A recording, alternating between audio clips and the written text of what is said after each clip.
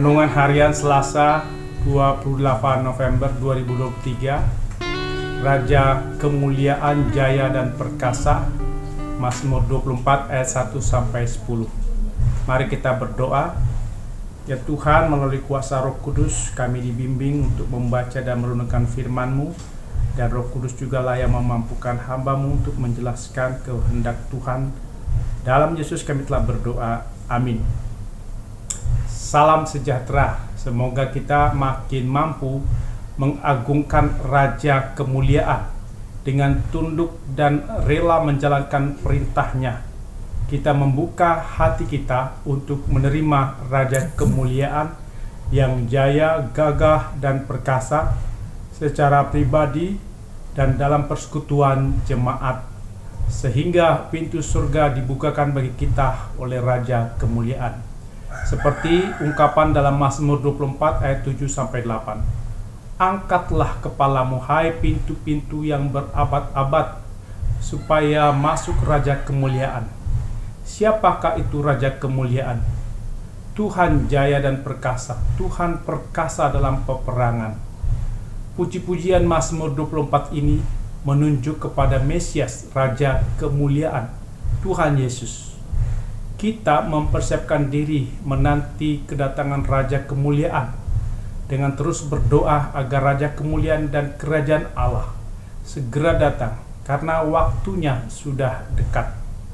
Kita bertobat dan hidup sesuai dengan Injil. Orang yang bertobat dan hidup sesuai dengan Injil adalah orang yang membuka pintu hatinya agar Allah hadir dan memerintah hati, jiwa, pikiran, dan tindakan hidup sehari-hari. Puji-pujian Mazmur 24 ini menjelaskan tentang arak-arakan atau prosesi dengan membawa tabut perjanjian Allah. Di gereja disimbolkan dengan Alkitab. Sambil berarak-arak memuji Tuhan untuk menyambut Raja Kemuliaan, Yesus Kristus yang hadir dalam hidup kita dan akan datang pada akhir zaman dalam kemuliaannya. Orang yang ikut arak-arakan adalah orang yang mau membuka pintu hatinya bagi Raja Kemuliaan. Sambil berarak-arak, ada pertanyaan, siapakah Raja Kemuliaan? Dan dijawab, Tuhan jaya, gagah, dan perkasa. Perkasa dalam peperangan, Tuhan semesta alam, pemilik langit dan bumi. Tuhan yang dimuliakan itu mau hadir dalam hidup pribadi dan persekutuan.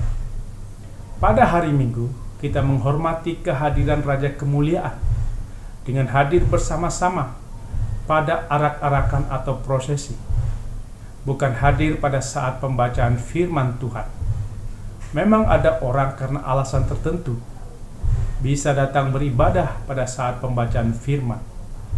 Namun dalam Mazmur 24 ini kita diajak untuk menghormati dan memuliakan Raja Kemuliaan pada saat berarak-arakan bersama.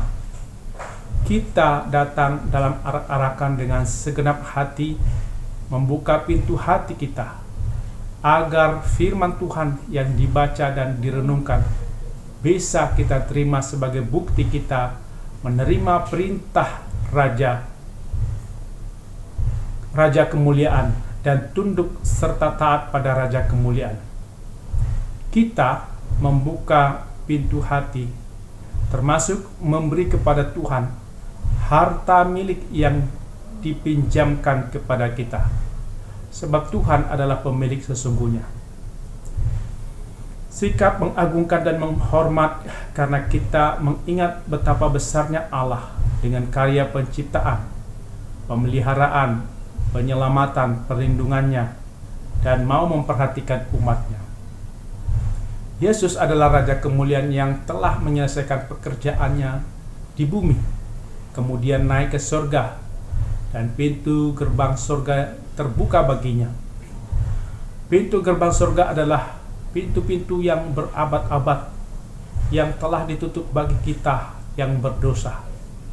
Yesus Juru Selamat telah membukakan pintu-pintu surga yang tertutup dengan cara mencurahkan darahnya sebagai penebusan dosa, dan kita memperoleh hak untuk masuk ke dalam tempat yang kudus.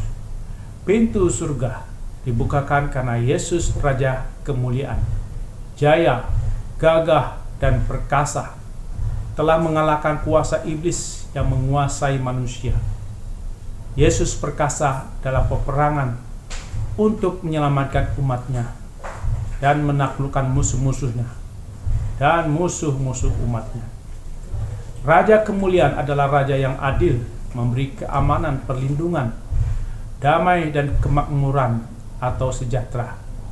Kita harus makin dekat, akrab dengan Raja kemuliaan. Kita benar-benar menyambut Raja kemuliaan dalam hati, jiwa, pikiran, dan tindakan kita.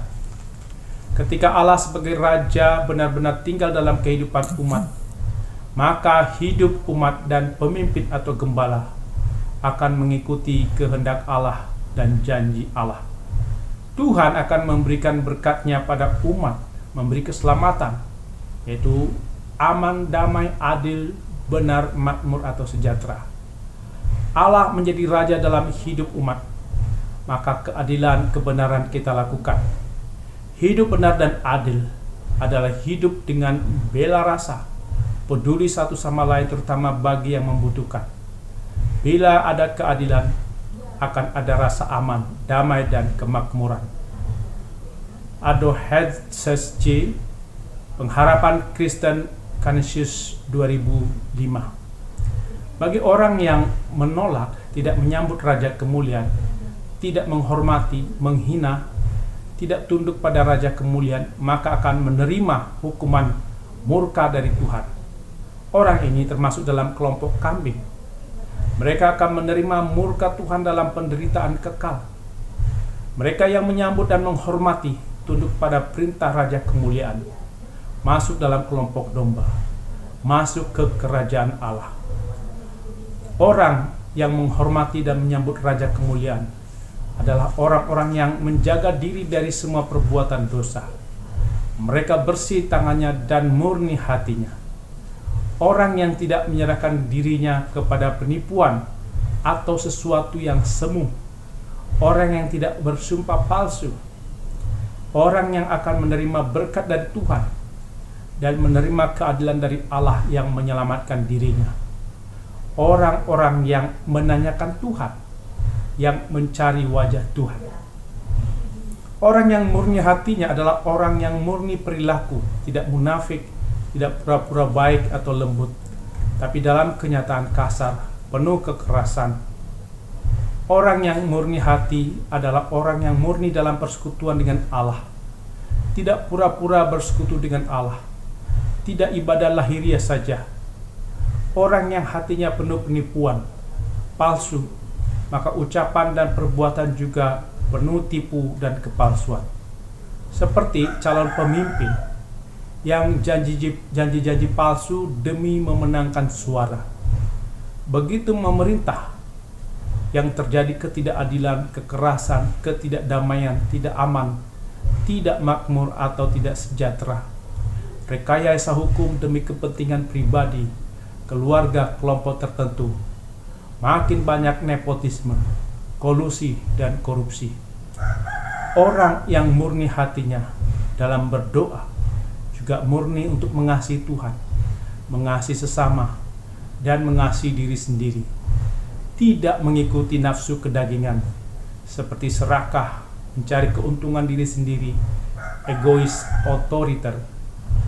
Kita memuji Kristus Raja yang telah menebus manusia oleh kurban salibnya, mengalahkan kuasa maut, dan pintu surga terbuka bagi kita, seperti ungkapan dalam KJ 5 ayat 4.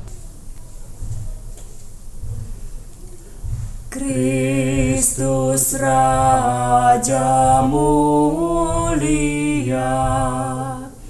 Putra Bapa yang abadi, Kau tebus manusia oleh kurban-Mu di salib.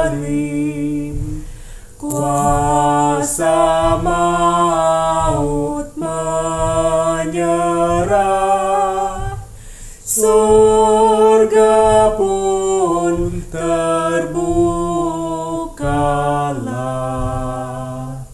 Amin. Mari kita berdoa.